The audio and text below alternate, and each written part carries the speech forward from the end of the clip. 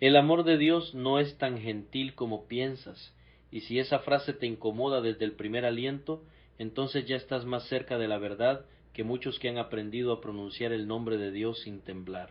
Porque hemos domesticado lo santo, hemos tomado al león de Judá y lo hemos entrenado para sentarse en la alfombra de nuestra comodidad, para ronronear cuando cantamos, para no mostrar los colmillos cuando pecamos, para no rugir cuando negociamos con la conciencia.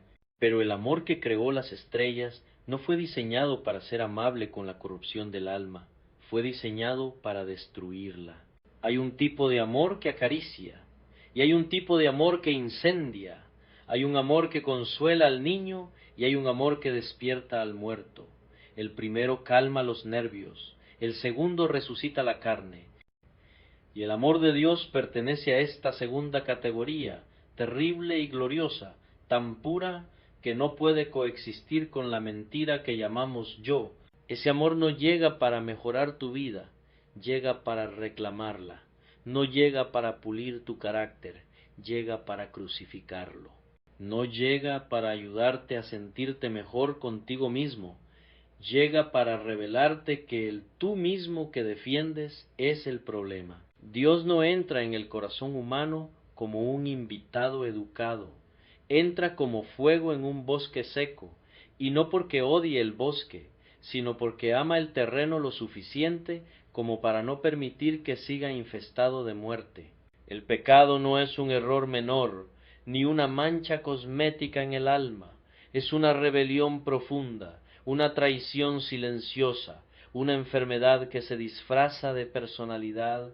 Y el amor de Dios, si es verdadero amor, no puede hacer las paces con aquello que te está matando lentamente mientras lo llamas libertad. Muchos dicen que desean a Dios, pero lo desean como se desea un analgésico, no como se desea una cirugía. Quieren alivio sin incisión, perdón sin arrepentimiento, cielo sin transformación. Pero el amor divino no funciona así. Cuando Dios ama a un hombre, no lo deja intacto, lo rompe, lo desarma, lo lleva a un punto donde ya no puede justificarse ni esconderse detrás de sus virtudes prestadas. Lo lleva al desierto interior donde se caen las máscaras y solo queda la verdad desnuda de lo que es.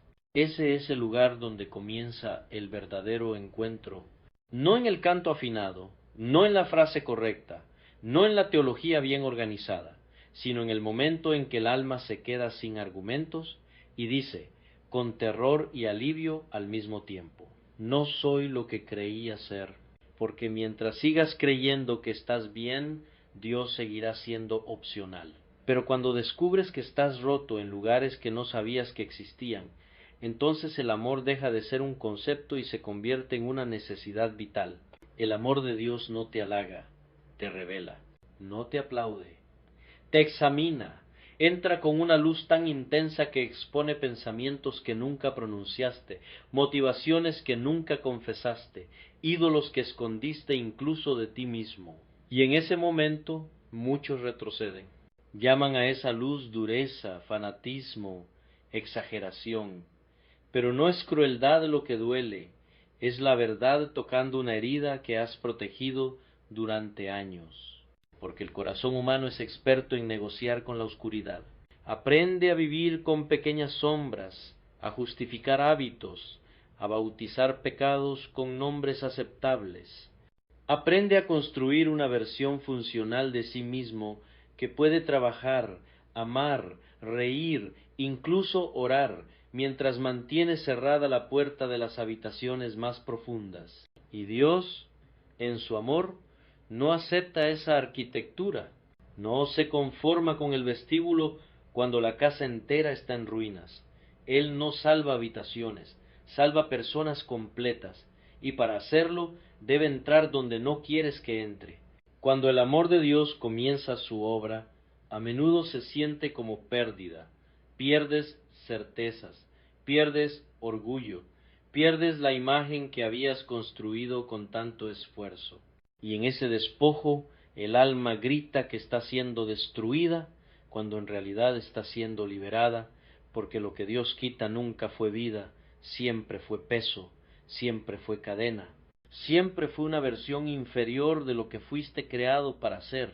Dios no es cruel cuando permite que se rompa lo que no puede sostener la eternidad. Es misericordioso, es paciente, es intensamente serio con tu destino. Él no juega con almas, no improvisa con redención. Sabe que cualquier cosa que no sea crucificada contigo, morirá contra ti. Por eso su amor insiste, persigue, presiona, no porque sea inseguro, sino porque es comprometido. No ama a medias, no rescata parcialmente, no deja cabos sueltos en la salvación.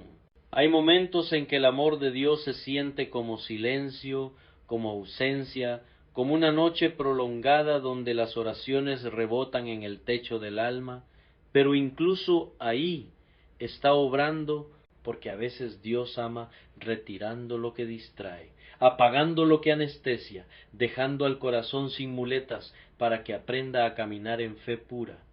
El silencio de Dios no es abandono, es cirugía profunda. Es el médico que trabaja en capas, donde el dolor no puede ser explicado, solo soportado. Y es ahí donde muchos se rinden, no porque Dios sea demasiado duro, sino porque el yo es demasiado querido, porque preferimos un Dios pequeño que nos apruebe a un Dios vivo que nos transforme. Preferimos una fe decorativa a una fe que quema. Pero el amor verdadero nunca fue diseñado para ser cómodo, fue diseñado para ser salvador. Y la salvación, cuando es real, siempre atraviesa la muerte de algo que creíamos indispensable. Cristo no vino a hacerte un poco mejor, vino a hacerte nuevo. Y lo nuevo no se construye sobre lo viejo, nace de su colapso. Por eso la cruz no es un accesorio del cristianismo, es su centro ardiente. No hay amor más violento contra el pecado, ni más tierno con el pecador, que el amor que clavó al Hijo de Dios en madera sangrienta para rescatar lo que no podía salvarse a sí mismo. Ese amor no te pregunta si estás listo, te llama, no te consulta si te sientes preparado, te reclama, porque Dios no espera a que estés fuerte para amarte, te ama para que dejes de fingir fortaleza, y cuando ese amor te alcanza, no te deja igual, te deja honesto, te deja humilde, te deja dependiente. Y en esa dependencia comienza la verdadera vida.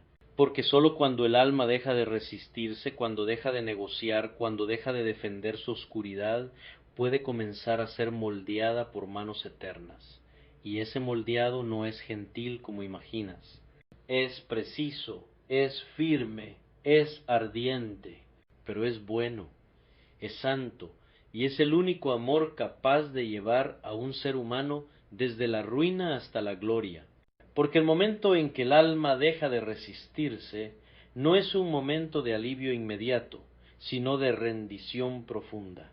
Es el instante en que el corazón, cansado de huir, se sienta en el polvo y descubre que Dios ha estado allí todo el tiempo, no con un látigo en la mano, sino con una verdad que pesa más que cualquier castigo. Y esa verdad es esta: no estabas huyendo de Dios, estabas huyendo de ser visto por Él. Porque ser visto por Dios no es ser observado superficialmente, es ser conocido hasta el fondo, hasta los pensamientos que no tienen palabras, hasta los deseos que no te atreves a admitir ni en soledad. El amor de Dios no es ciego, ve demasiado, y precisamente porque ve, no puede fingir, no pasa por alto la grieta estructural del alma, llamándola una imperfección estética. No llama debilidad a la traición, ni confunde herida con excusa. El amor que salva es honesto hasta el hueso. Te mira como eres, no como te presentas.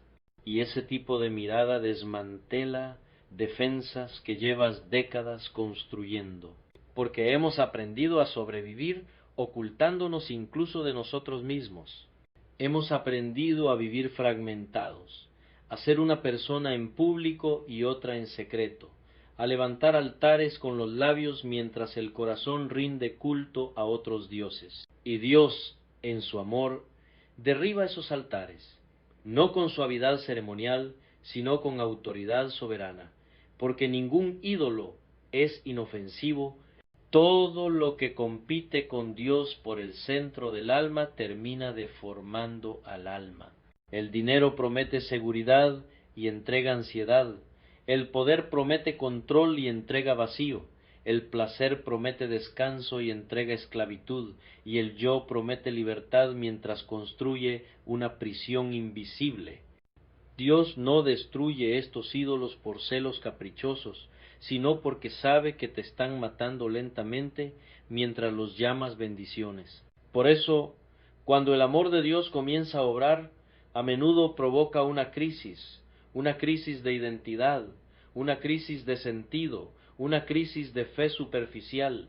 Lo que antes parecía suficiente ya no sacia. Lo que antes entretenía ahora pesa. Lo que antes justificabas ahora te acusa. Y muchos interpretan esta incomodidad como retroceso espiritual, cuando en realidad es el inicio de una purificación, porque el alma que despierta no puede volver a dormir cómodamente en la mentira. Hay una violencia santa en la obra de Dios, no una violencia que destruye por placer, sino una que arranca el tumor para salvar el cuerpo, y ese proceso no se siente como bendición cuando ocurre, se siente como pérdida, como desorientación, como una especie de duelo interno por la persona que creía ser.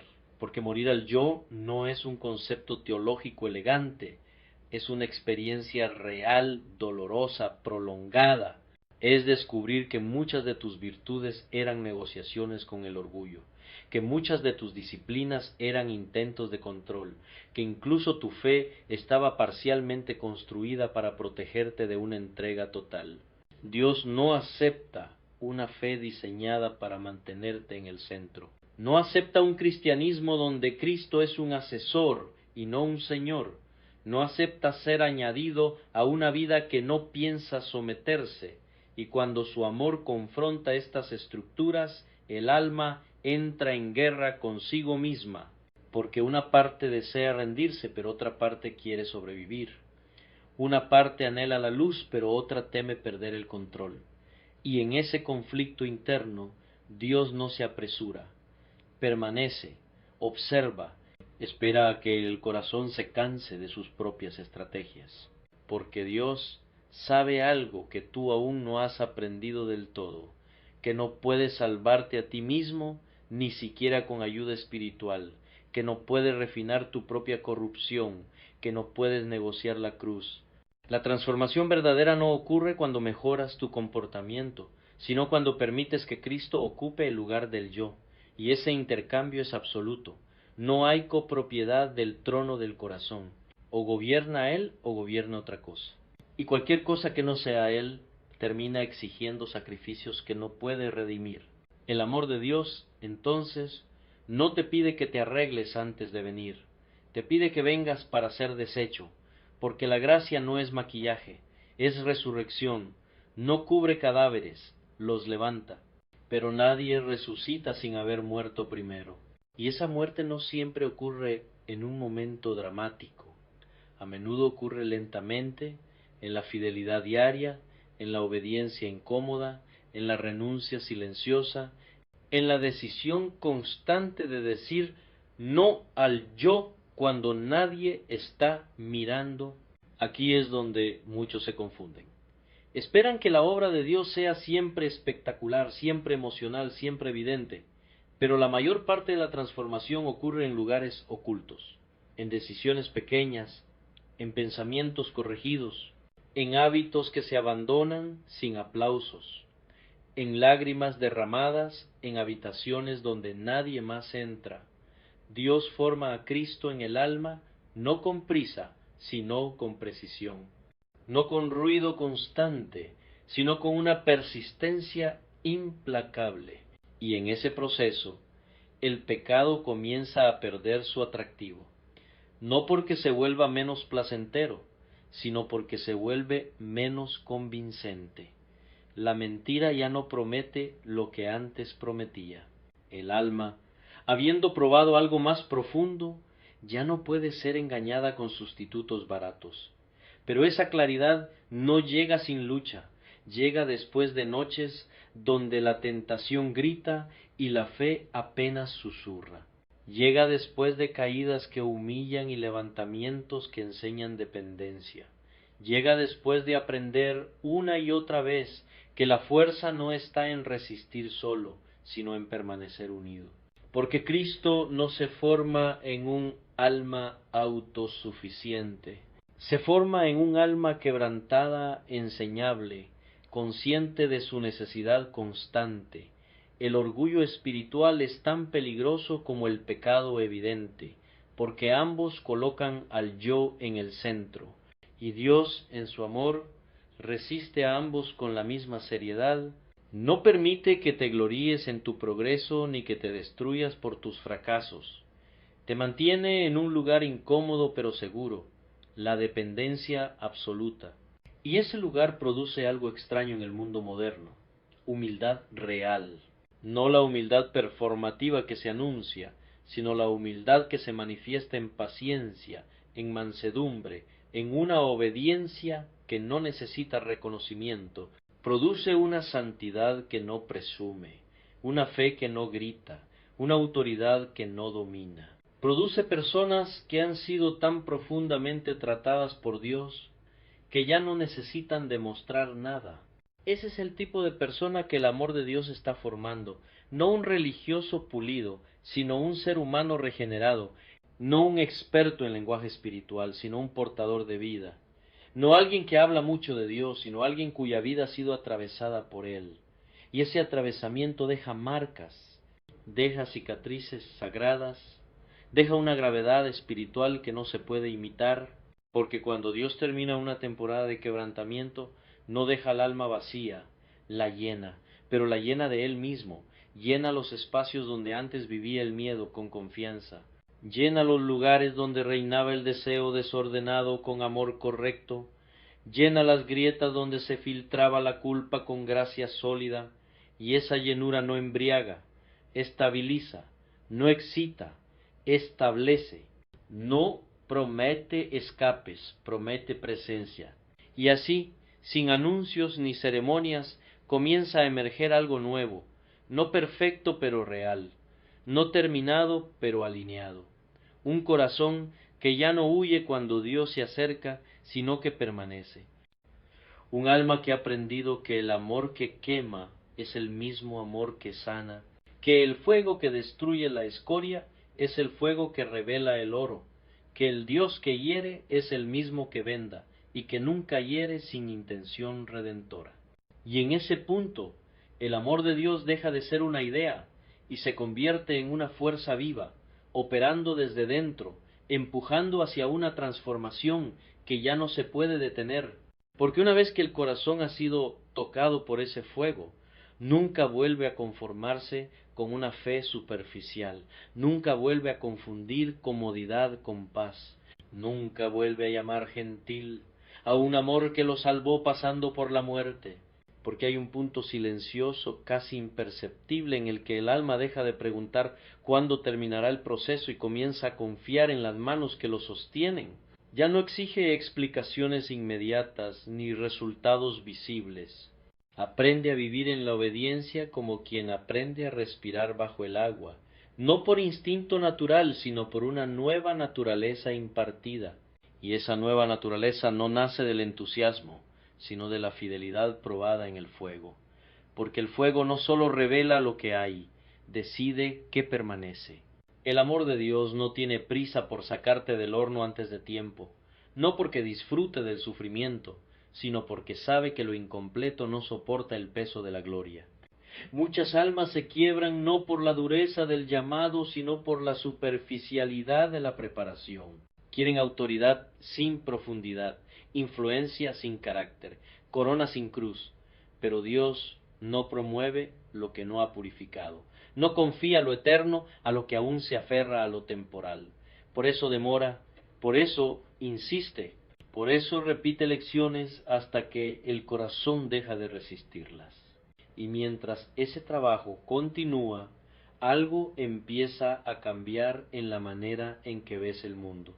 El pecado ya no es sólo una transgresión externa, se convierte en una tristeza interna, no porque te temas al castigo, sino porque has comenzado a amar la comunión. El dolor más grande ya no es fallar, sino entristecer al Espíritu que ha sido tan paciente contigo. Y ese cambio de motivación es una señal profunda de transformación. Porque la ley puede modificar conductas, pero sólo el amor cambia afectos. El alma tocada por el amor de Dios comienza a odiar lo que antes defendía y a amar lo que antes evitaba. Ama la verdad incluso cuando duele. Ama la corrección incluso cuando humilla. Ama la santidad incluso cuando cuesta. Y no porque se haya vuelto fuerte, sino porque se ha vuelto dependiente.